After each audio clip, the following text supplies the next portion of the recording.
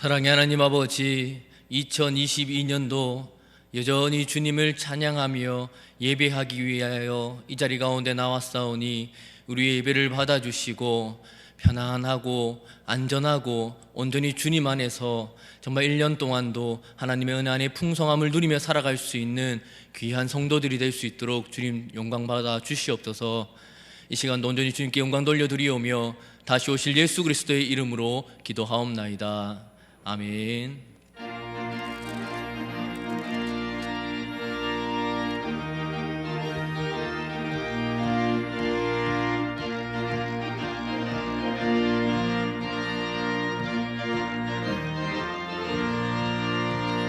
주님 약속하신 말씀 위에서 영원토록 주를 찬송하리라. 소리 높여 주께 영광 돌리며 약속 믿고 굳게 서리라. 굳게 서리, 영원하신 말씀 위에 굳게 서리. 굳게 서리, 그 말씀 위에 굳게 서리라. 주님 약속하신 말씀 위에서 세상 염려 내게 엄습할 때에 용감하게 힘써 싸워 이기며 약속 믿고 굳게 서리라. 굳게 서리, 영원하신 말씀 위에 굳게 서리. 굳게 서리, 그 말씀 위에 굳게 서리라. 주님 약속하신 말씀 위에서 영원하신 주의 사랑 힘입어 성령으로 힘써 싸워 이기며 약속 믿고 굳게 서리라. 굳게 서리, 영원하신 말씀 위에 굳게 서리. 굳게 서리, 그 말씀 위에 굳게 서리라. 주님 약속하신 말씀 위에서 성령 인도하는 대로 행하며 주님 품에 항상 안식 얻으며 약속 믿고 굳게 서리라. 굳게 서리, 영원하신 말씀 위에 굳게 서리. 굳게 서리, 그 말씀 위에 굳게 서리라.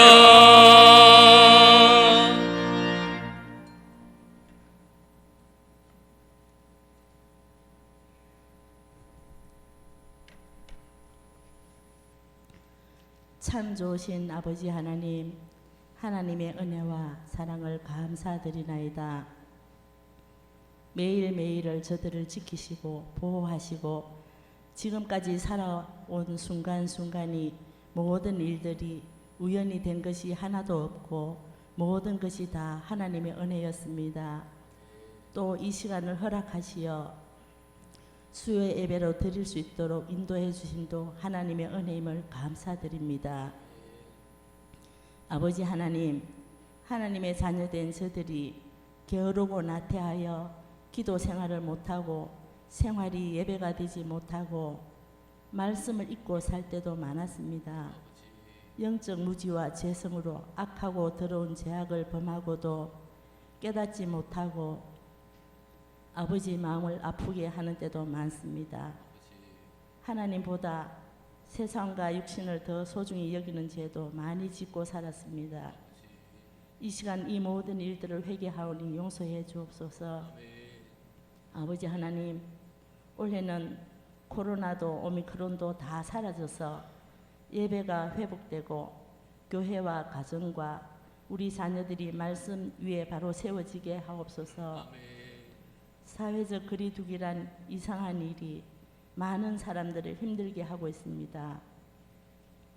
하루빨리 일상의 삶이 회복되고 교회가 회복되고 나라도 회복되고 하나님을 찬양하며 승리하며 살아가기를 원합니다. 주님 도와주시옵소서.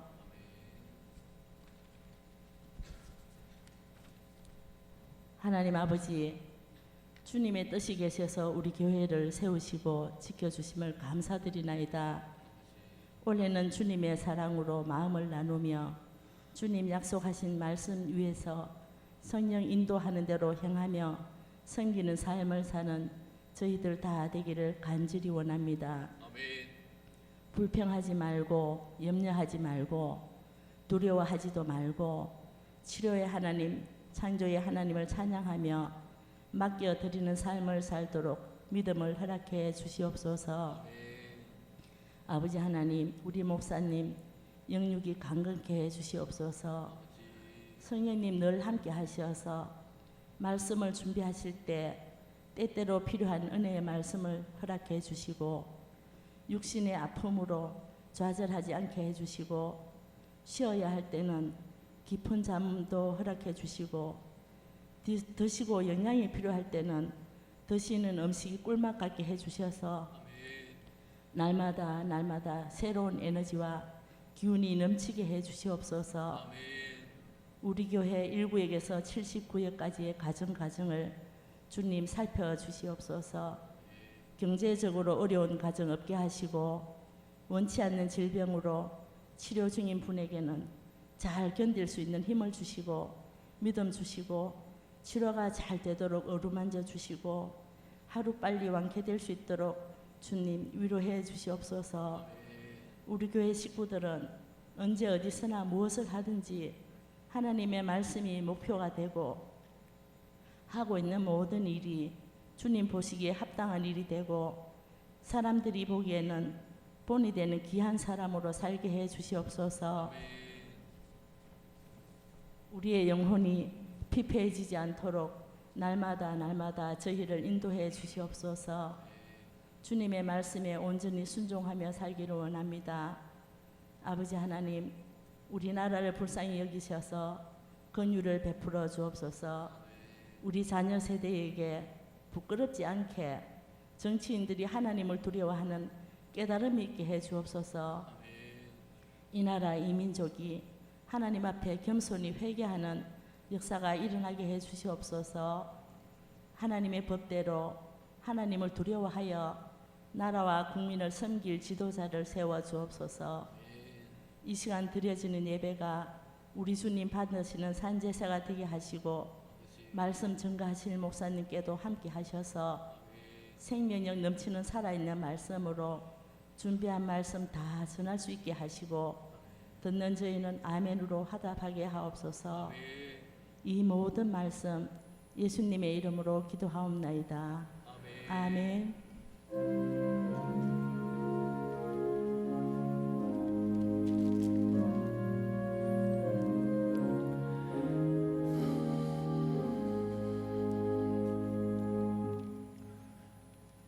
찾으실 말씀은 창세기 17장입니다.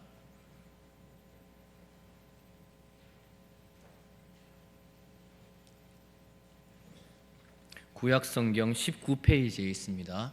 창세기 17장 1절에서 8절까지의 말씀입니다. 1절부터 한 절씩 교독하도록 하겠습니다. 아브라함이 99세 때에 여호와께서 아브라함에게 나타나서 그에게 이르시되 나는 전능한 하나님이라 너는 내 앞에서 행하여 완전하라.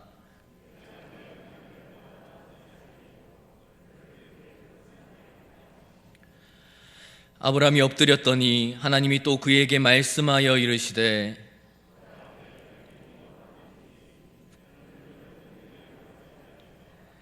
이제 후로는 내 이름을 아브라함이라 하지 아니하고 아브라함이라 하리니 이는 내가 너를 여러 민족의 아버지가 되게 함이니라.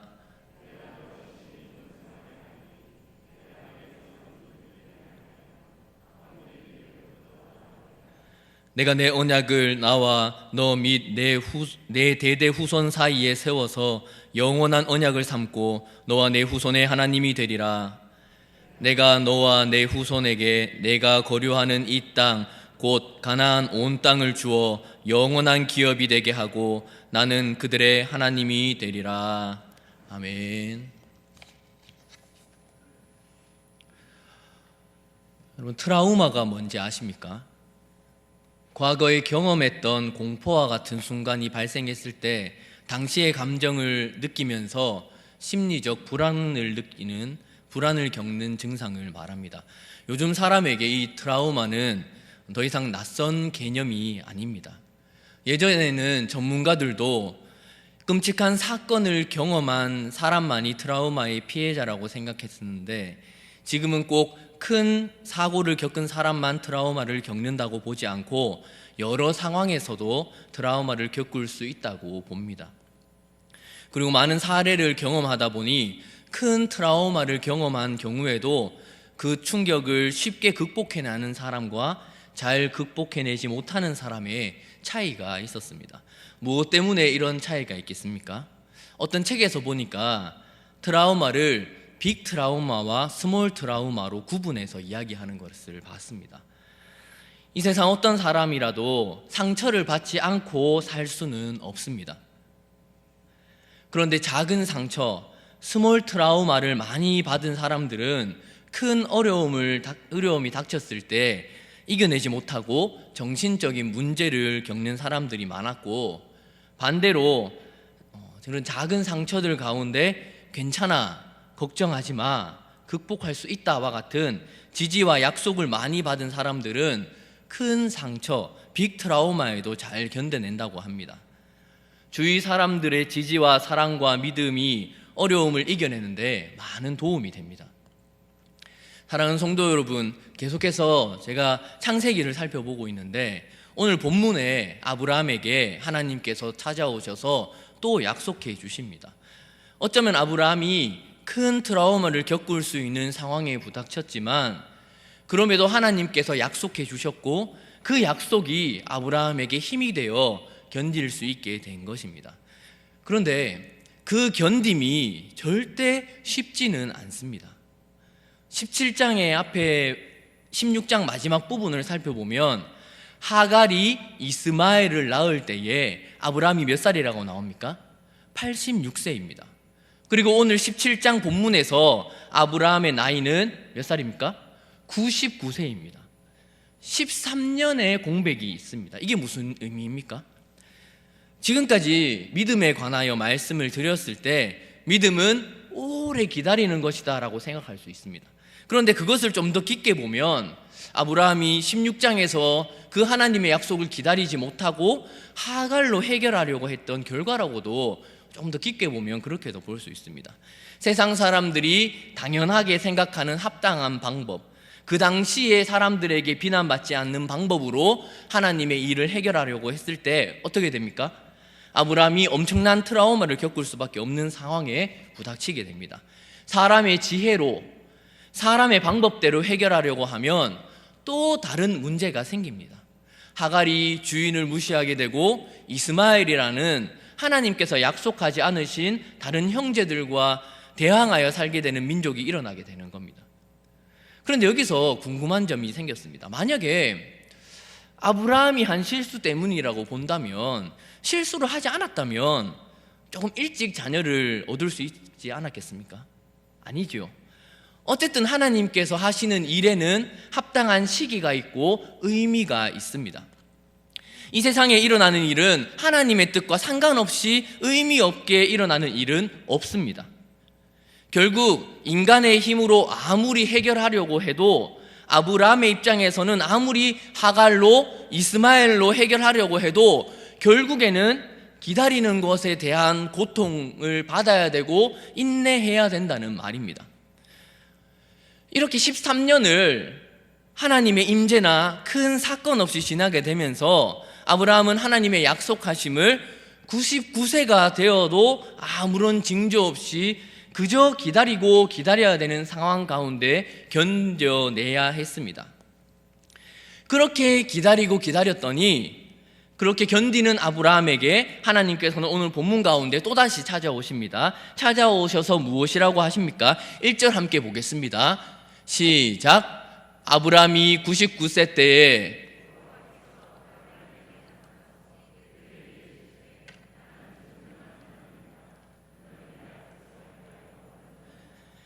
이 부분은 하나님께서 약속하신 그 언약을 다시 확인하는 부분입니다. 하나님께서 아브라함에게 완전하라라고 말씀하십니다. 아브라함에게 완전하라라고 말씀하시는데, 그러면 이 아브라함의 지금 상태가 어떻다는 겁니까? 네, 완전하지 않다는 겁니다. 하나님께서는 아브라함이 아직 완전하게 살지 않는다고, 전능하신 하나님 앞에서 완전하지 않다고 말씀하십니다. 그러면 여기서 이 하나님께서 말씀하시는 완전함은 어떤 완전함입니까? 도덕적으로, 인간적으로 생각하는 그런 완전함을 말하지는 않습니다. 왜냐하면 하나님께서 인간에게 요구하시는 것은 도덕적인 완전함만이 아닙니다. 저는 창세기에서 나타나는 인간의 모습을 한 단어로 요약을 할 때 아파르, 히브리어로 아파르라고 봅니다. 한국말로는 먼지입니다. 티끌입니다. 인간이 창조되었을 때 하나님께서는 흙으로 인간을 창조하십니다. 그런데 그 흙은 비옥한 진흙이나 그런 땅이 아니라 먼지, 티끌, 아무런 영양가가 없는 티끌로 하나님께서는 사람의 형상을 만드십니다. 그렇지만 인간은 먼지와 티끌로 이루어져 있지만 하나님의 생명, 성령, 그 호흡이 들어왔을 때 사람이 된 것입니다. 인간은 절대 인간 스스로 홀로 완전할 수 없습니다. 그러면 하나님께서 말씀하시는 이 완전함은 무엇입니까? 그 전에 먼저 우리가 생각하는 인간에게 완전한 삶을 산다는 것이 어떻게 이해가 되는지를 한번 봤으면 좋겠습니다. 인간에게 완전하다는 것은 어떤 것입니까? 네, 부족하지 않다는 것이지요. 어찌 보면 다른 사람과 비교하여서 나의 환경에서 다른 사람보다 안정감을 느끼고 살아가는 것, 그런 면에서 본다면 이 아브라함이 지금 13년 동안 누렸던 삶이 인간적으로는 별로 문제없는 평안함을 누리는 삶이었다는 생각이 들었습니다. 부족한 삶이 절대 아니었습니다. 큰 문제 없이 인간의 생각으로 이스마엘 아들도 잘 낳았고 별 어려움 없이 편안하게 13년이 흘러갑니다. 큰 문제 없이 편안함과 안정감을 느끼는 부족하지 않은 완전한 삶을 살았다라고 볼 수 있습니다. 우리 성도님들의 삶으로 보면 또 어떻습니까? 마찬가지지 않습니까? 성도가 살아갈 때에 다른 사람이 볼 때에 완전함을 누리고 살아간다면, 다른 사람이 볼 때는 별 문제가 없이 완전하고 부족하지 않다고 생각하는 시기가 각자의 삶에 있을 것입니다. 이때는 조금 편안해졌고 그것을 좀 누리면서 별 스트레스 없이 편안하게 살아갈 수 있는 그 순간을 이 아브라함이 누렸다고 볼 수 있습니다. 그런데 아이러니하게도 하나님께서는 그런 상황 가운데 아브라함아 너는 완전하지 않으니까 지금 안전을 누리는 그 만족감에서 벗어나서 하나님의 계획을 위해서 부르신 그 진정한 완전함의 핵심을 기억하라라고 하시는 겁니다. 하나님께서는 아브라함이 세상 사람들이 볼 때 안정감 있고 만족감 넘치는 삶을 살게 하기 위해 아브라함을 부르신 것입니까? 절대 아닙니다. 창세기 12장을 보면 하나님께서는 아브라함을 세상의 복으로 부르시는데 12장 3절에 땅의 모든 족속이 너로 말미암아 복을 얻을 것이다 라고 말씀하십니다. 많은 사람, 만인이 복을 받기 위해, 만인이 복을 받기 위해 부르심 받은 그 통로로 쓰이는 사람이 아브라함입니다.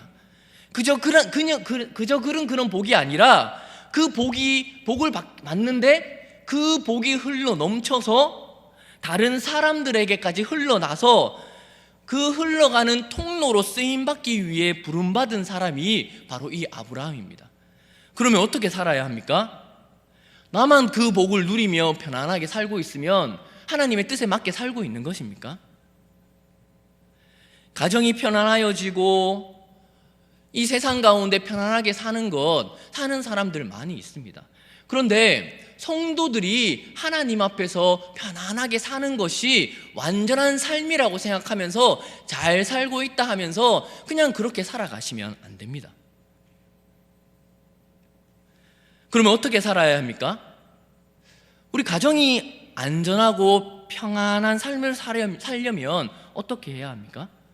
가정이 안전을 누리며 살려면 거기서 부모는 평안할 수 있습니까? 우리 목사님 보면 항상 존경스러운 것이, 목사님은 어떤 상황이 왔을 때 항상 세심하게 살피시고 불안해하십니다. 그런데 그렇게 불안한 만큼 아이러니하게도 교회는 평안합니다. 가정이 평안해지려면 부모는 정신이 없습니다. 혹시나 자녀가 다치지 않도록 보살펴야 합니다. 항상 신경 써야 합니다. 만약에 어디 외부에서 잠깐 그 신경을 꺼버리면 어떻게 됩니까? 바로 사고가 납니다. 왜 그렇게 해야 합니까? 가정의 구성원들이 지금보다 더 성숙하고 완전해질 때까지 가정에서 할 수 있는 일을 누군가는 해야지 평안할 수 있기 때문입니다. 저희 집에 둘째가 있는데 이제 3살이고 만으로 22개월입니다. 그런데 장난이 아닙니다. 조금만 신경 안 쓰면 화장실에 가서 변기물 막 그거는 칫솔을 변기에 이래가 찌려고 하는데 이게 잠깐만 신경을 안 써도 그렇습니다. 잠깐 신경을 못 쓰고 있는 사이에 어디에 부딪혀가지고 피가 줄줄 새어내가지고 깜짝 놀라가지고 봤는데, 다행히 크게 다친 건 아니라서 다행이었는데 손을 그 불에 대어서 화상을 입은 적도 있고, 일상생활에서 정리해 놓은 물건을 그래 흩어져 놓고 는 건 일반사고, 우유를 다 흘려가지고 닦이지 않는 곳까지 구석구석 스며들도록 만들어 놓고 씩 웃고 있습니다.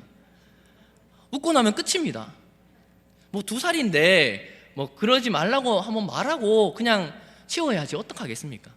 그런데 한번 생각해 보십시오. 이 애가 형 나이만 돼서 6살, 7살인데 그 나이가 되어서까지 똑같이 똥도 못 누고 치워줘야 되고 밥도 못 먹고 그렇게 변기에 칫솔 그렇게 살면 어떡하겠습니까? 절대 안 됩니다.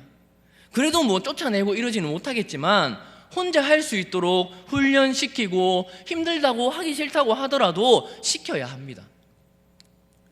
신앙생활도 마찬가지지 않습니까? 우리 성도들은 세상 가운데 복의 통로로 쓰임받는 사람들입니다. 믿은 지 얼마 안 될 때는 실수할 수도 있고 잘못할 수도 있습니다. 그리고 그럼에도 하나님의 생각지 못한 은혜를 경험할 수도 있습니다. 그런데 시간이 지나갈수록 실수하고 넘어질 수는 있어도 하나님의 기적적인 은혜를 경험하지 못하더라도 계속해서 그 자리에 있으면 됩니까? 계속해서 온전한 자리로 나아가는 그 노력이 분명히 필요하다는 말입니다. 아브라함 역시도 이스마엘로 세상의 기준과 가치에 맞게 만족감을 얻으려고 했지만, 하나님께서는 거기 머무르지 말고 정말 하나님께서 약속하신 그 언약의 자리로 다시 돌아오라고 말씀하고 계시는 겁니다. 우리 성도님들 역시도 신앙생활 하신 지 얼마 안 되신 분들도 있으시겠지만, 끝까지 세상이 보편적으로 생각하고 편안하다고 하는 것에만 만족하면서 사시면 절대 안 됩니다. 하나님의 부르시는 그 부르심이 각자에게, 사람마다 그 정도의 차이는 있겠지만 분명하게 있습니다. 그 약속이 무엇인지 계속해서 고민하고 생각해보고, 그 약속을 바라보고, 말씀 가운데 하나님께서 나에게 하시는 말씀이 무엇인지 예배 가운데 집중해서 들으시고 깨달으시고 삶에서 조금씩 바꾸어 가면서 그렇게 살아가야 합니다. 그렇게 자라나셔야 합니다. 그리고 그것으로 끝이 아니라, 나뿐이 아니라 다른 많은 사람에게 복을 끼치는, 복을 넘치도록 흘러넘치게 만드는 그 완전한 통로로서의 삶을 살기 위하여 노력하고 힘쓰고 사셔야 합니다. 하나님께서 하나님의 축복 속으로 우리를 부르실 때 아브라함과 우리 모두를 초청하고 기다리고 계신다는 사실을 분명히 알고, 시간은 오래 걸릴 수 있지만 하나님께서는 언젠가는 그 약속 가운데 부르신다는 사실을 아시고 신앙생활 하시기를 바랍니다. 그런데 여기에 감사한 것이 있습니다. 하나님께서는 이렇게 그 기다림과 견딤 속에 그냥 놔두시지 않습니다. 그냥 그 일을 내가 혼자 하도록 두고 보시는 분이 아니십니다. 그럼 어떻게 하십니까? 언약을 때때마다 새롭게 하여 주십니다. 오늘 본문 앞부분을 보면 언약이라는 말이 그렇게 많이 나오지는 않습니다. 15장에 한 번 나오고 16장에 한 4번 정도 나옵니다. 그런데 오늘 읽는 이 17장에는 언약이라는 말이 13번이나 나옵니다. 그것도 내 언약, 영원한 언약이라고 강조하면서 내가 약속한 것이라고 강조하면서 그렇게 언약을 강조하면서 나옵니다. 하나님께서 지금까지 아브라함에게 한 약속들이 어떻습니까? 하나님의 일방적인 언약이었습니다. 아브라함으로서는 아브라함이 해야 되는 일이 아무것도 없었습니다. 쪼갠 고기 사이에 아브라함이 지나간 것이 아니라 하나님께서 지나가 주시는 그 시대의 언약의 방법과는 차원이 다른 더 힘세고 강한 사람이 가만히 있어야 되는데 하나님께서 지나가시는 그 언약을 보셨지 않습니까? 그렇게 아브라함과 약속하시는데 아브라함의 언약은 두 가지 부분에서 하나님께서 약속하신다고 했습니다. 혹시 기억나십니까? 하나님께서 약속하시면서 자녀에 대한 약속, 그리고 땅에 대한 약속합니다. 네 자녀를 하늘의 별과 같이 땅의 모래, 바다의 모래와 같이 많게 하시겠다. 자녀에 대한 약속, 그리고 그 가나안 땅을 하나님께서 주시겠다. 땅에 대한 약속을 하십니다. 오늘 본문 4절에 보면 여러 민족의 아버지, 6절에 보면 여러 민족들과 왕들이 네게서 나오리라 하시는 것은 첫 번째 후손에 대한 약속이고, 이것이 나중에 갈라디아서를 보면 이렇게 나옵니다. 3장 16절, 갈라디아서 3장 16절을 보면 이 약속들은 아브라함과 그 자손에게 말씀하신 것인데 여럿을 가르쳐 그 자손들이라 하지 아니하시고 오직 한 사람을 가르쳐 네 자손이라 하였으니 곧 그리스도라. 내 자손이라고 단수로 나오면서 그 아브라함의 약속의 의미가 예수 그리스도까지 이어지게 됩니다. 그리고 그 이어지는 약속을 우리가 받았죠. 우리 성도들이 믿을 수 있는 그 근거 예수 그리스도까지 이어지게 되는 것입니다. 그리고 8절 한번 다 같이 보겠습니다. 시작.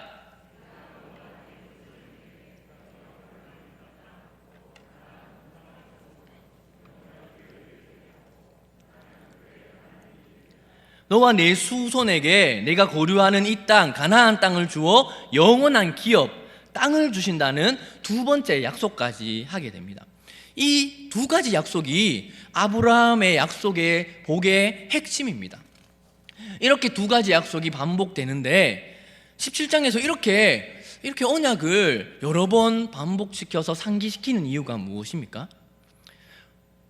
원래 아브라함과 하시는 약속이 어떠했다고 했습니까? 일방적이었고 하나님께서 다 약속하시고 아브라함은 그냥 네 하고 이야기하는 일방적인 언약이었는데 오늘 본문에 들어오면서 다시금 약속하시면서 완전하라, 행하여 완전하라 라고 명령하시면서 지킬 약속들을 아브라함 측에서 지킬 약속들을 말씀하십니다. 그것이 무엇입니까? 오늘 본문에서 읽은 이름을 바꾸어 주시는 것과 할례를 행하는 겁니다. 길어질 것 같아서 그 두 표지에 대해서는 다음에 기회가 되면 그때 더 깊게 할 것이고, 그렇게 하나님과 아브라함의 언약은 하나님의 일방적인 언약에서 하나님과 아브라함이 서로 상호작용하는 관계적인 언약으로 넘어가게 되는 겁니다. 그저 부모가 모든 것을 해주는 그 아기를 키우는 가정의 모습에서 이제 그 아기가 소년이 되어서 어른이 되어서 스스로 밥도 먹고 부모님 걱정도 해주고 가족을 위해서 자신의 것들을 자기가 해야 되는 것들을 포기할 줄도 아는 성숙한 그 가정의 모습으로 우리 신앙인들도 신앙의 모습도 그렇게 하나님께서 만들어 가시는 자리로 나아가야 된다고 오늘 본문을 통하여서 완전하라, 행하여 완전하라 라고 말씀하고 계시는 겁니다. 그냥 일방적인 관계가 계속되면 안 됩니다. 살아있는 인격적인 사귐의 관계로 우리의 신앙도 나아가야 합니다. 그것이 정상적인 신앙생활의 모습입니다. 그렇게 하나님께서는 아브라함의 이름을 아브라함이라고 바꾸어 주십니다. 이 아브라함의 뜻이 무엇인지는 대부분 아시죠? 아브라는 말은 아버지라는 뜻입니다. 람은 존귀하다. 그래서 존귀한 아버지가 아브람입니다.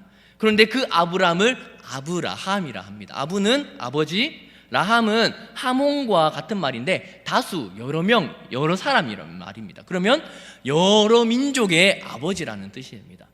아브라함은 13년 전에 하나님의 약속이 자기 가족에게만 이으면 되는 줄 알고 자녀를 낳는 것으로 만족하고 이스마엘로 해결하려고 했는데 13년 후에 하나님께서는 너 자신이 한 가정의 아버지로서 높아지는 것에 만족할 것이 아니라 더 완전한 대로 나아가라. 모든 민족, 많은 사람들, 많은 민족들이 복을 받는 그 자리로 나아가라, 그 통로로 쓰임 받아라 하고 말씀하시고 있는 겁니다. 나와 내 가족만 복받는 자리가 아니라 남 또한 높이고, 더 나아가서 엄청나게 많은 우리 한국뿐만 아니라 세상 모든 곳곳에 하나님의 복이 선포되고 넓어지는, 하나님의 나라가 넓어지는 그 통로로 쓰임 받으라고, 그 자리로 나아가라고 하는 말이십니다. 그리고 그 일을 그냥 이름만 바꾸고 할례만 받으면 그것을 통해서 내 백성으로 인정해 주겠다라고 하시는 말씀입니다. 그런데 여기서 절대 오해하지는 마시기 바랍니다. 유대인들이 이름을 바꾸고 할례를 받는 이 행위 자체에 초점을 맞추어서 하나님을 믿었습니다. 그렇게 이방인과 하나님의 선택을 받은 그 선민 이스라엘 백성들, 유대인을 구별하여 자신들만 특별한 존재라고 생각하여서 이방인을 무시하고 핍박했습니다. 그런데 여기서 이름을 바꿔주시고 할례를 행하는 일이 과연 하나님께서 우리를 구원해 주시고 자녀 삼아 주신 일의 원인이 되어서 다른 이방인을 무시하고 핍박할 수 있는 근거가 될 수 있습니까?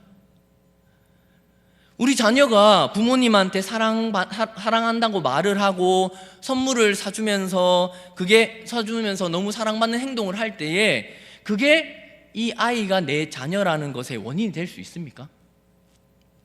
내 자녀가 어디가 아파서 일상생활에 힘들더라도, 어떨 땐 말을 안 듣고 막 어지럽혀 놓을지라도, 사고를 쳐서 힘들게 하고 공부도 못하고 게으르더라도 그래도 내 자녀입니다.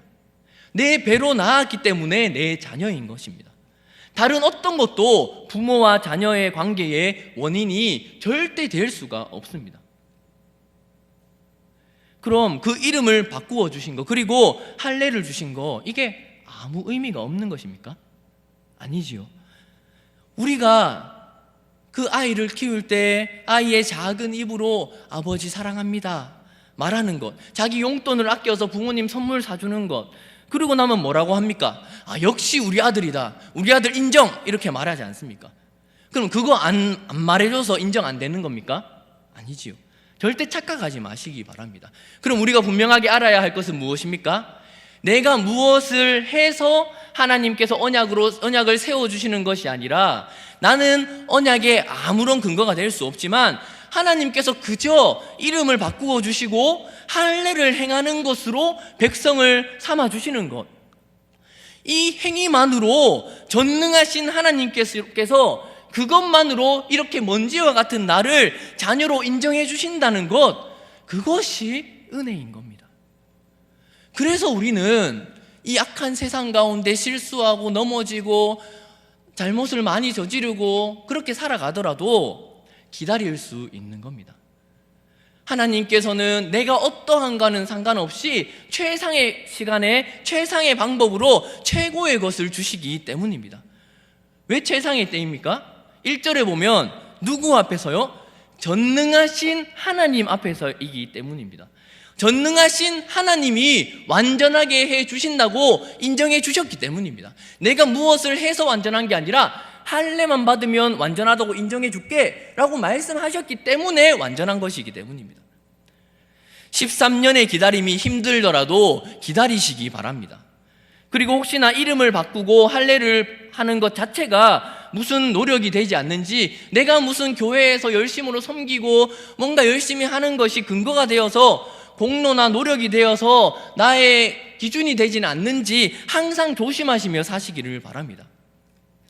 오늘 모이신 성도님들은 그 전능하신 하나님을 신뢰하면서 완전한 자리로 나아가시기를 바랍니다.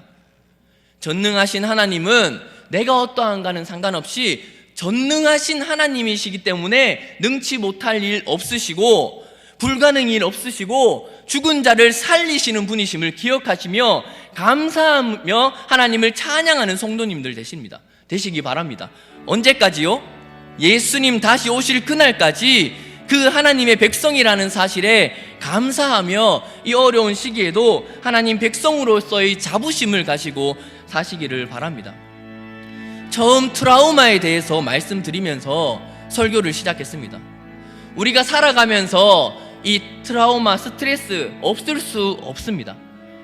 세상은 아직도 악한 사탄의 세력 가운데 있기 때문에 성도라면, 정말 하나님을 믿는 성도시라면 좋은 일만 있고 세상 사람들에게 인정만 받고 그렇게 살아갈 수 없습니다. 오히려 성도기 때문에 더 큰 어려움을 겪을 수도 있습니다. 그럼 그런 상황 가운데 이겨낼 수 있는 방법은 무엇입니까?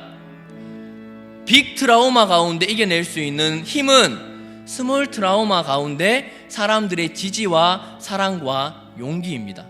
아브라함이 13년간의 아무런 말씀이 없었던 그 시기를 견뎌낼 수 있었던 이유는 하나님의 약속하심을 기억하며 살았기 때문입니다. 우리 성도님들도 마찬가지입니다.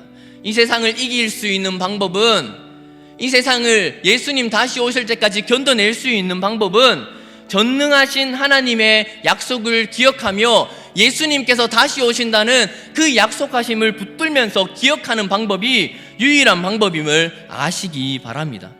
그 전능하신 하나님께서 나를 지켜주시고 예수님 다시 오실 때까지 나를 도와주시고 함께 해주신다는 사실을 기억하시면서 예수님 다시 오실 때까지 지쳐 쓰러지지 마시고 기쁨과 즐거움을 누리며 하나님의 앞에서 자신이 할 수 있는 이 표지들을 행하며 사시는 성도님들 되시기를 바랍니다.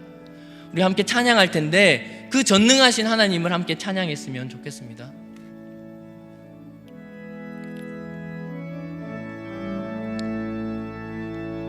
전능하신 나의 주 하나님은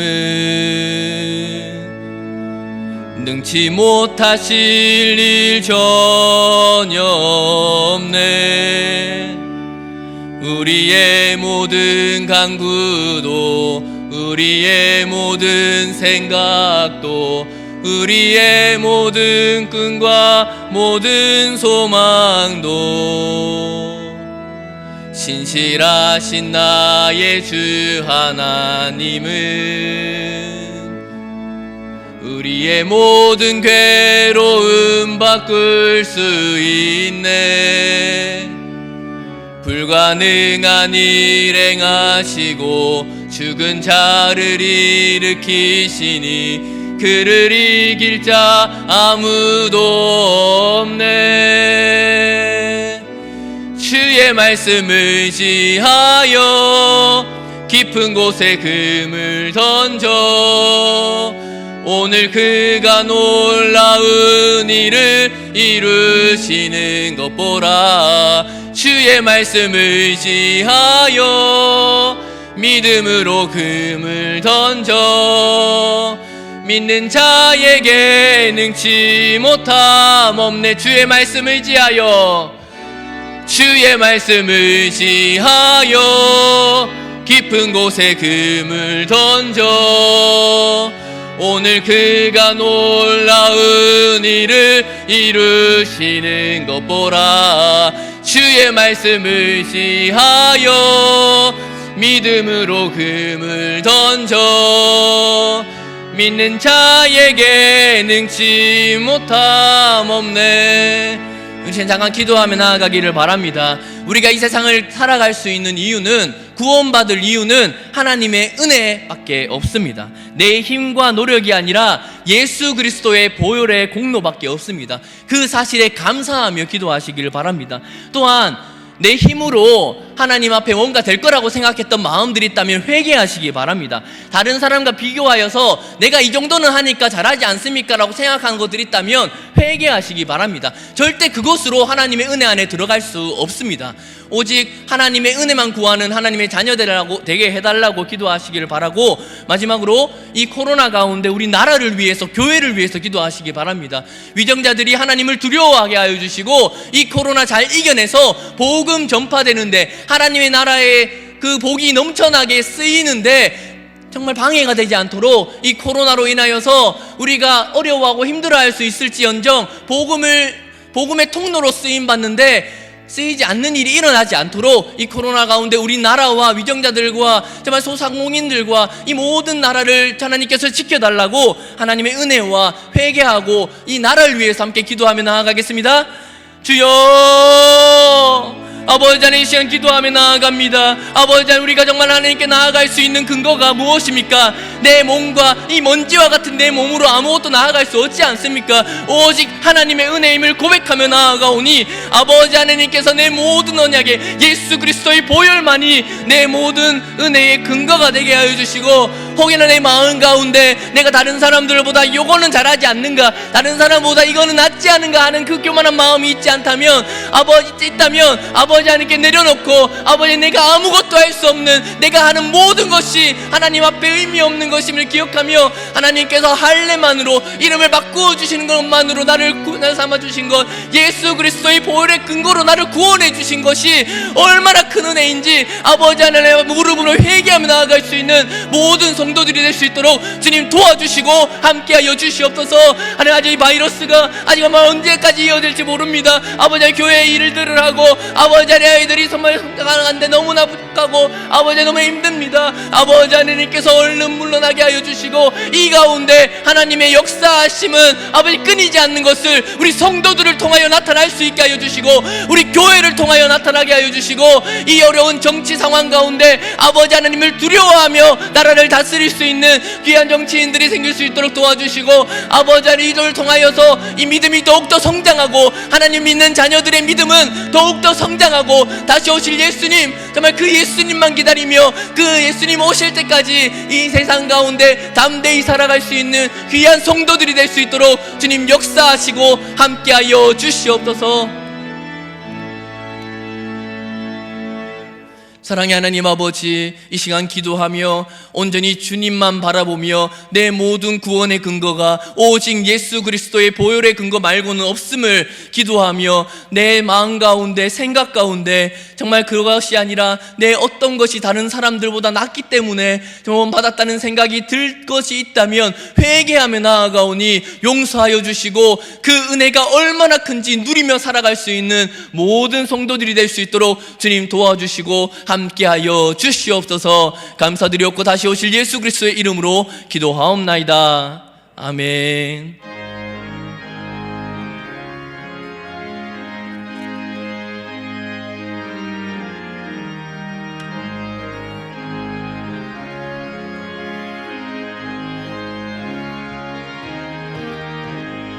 구주 예수 의지함이 심히 기쁜 일일세, 영생 허락받았으니 의심하주 없도다.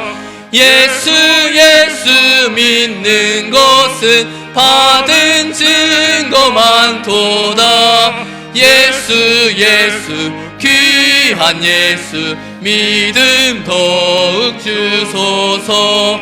구주 예수 의지함이 심히 기쁜 일일세, 주를 믿는 나의 마음을 그의 피에 적시네.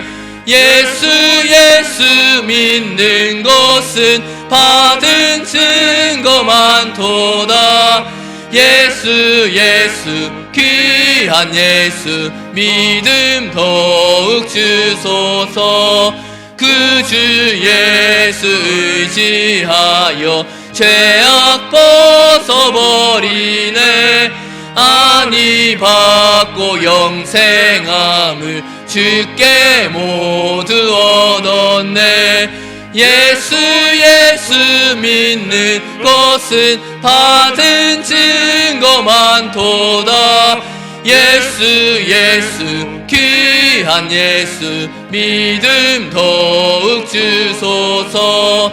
구주 예수 의지하여 구원함을 얻었네. 영원 무궁지나도록 주여 함께 하소서.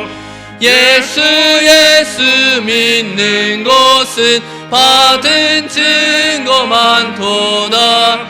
예수 귀한 예수 믿음 더욱 주소서.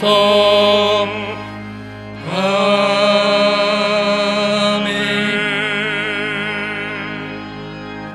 11조 감사헌금 선교 건축헌금 드렸습니다. 사랑의 하나님 아버지, 참 감사를 드립니다. 굶지 않게 하여 주시고 아버지 하나님 감사하게 하여 주시고 하나님의 것이 하나님의 것이라 인정할 수 있게 하여 주심을 참으로 감사를 드립니다. 2022년도 하나님 앞에서 완전하며 하나님 앞에서 세상 가운데 복의 통로로서 그 복이 넘쳐 흘러서 세상 모든 사람에게 영향력을 끼치며 복으로서 하나님이 주시는 그 복이 흘러 넘칠 수 있는 귀한 성도들이 될 수 있도록 주님 은혜 내려주시고 함께하여 주시옵소서. 감사드리옵고 다시 오실 예수 그리스도의 이름으로 기도하옵나이다. 아멘.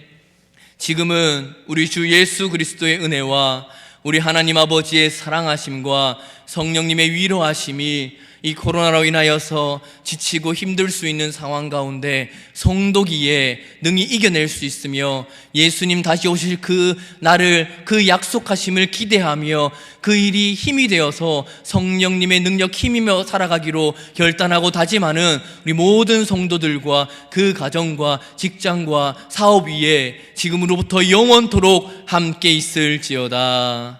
아멘.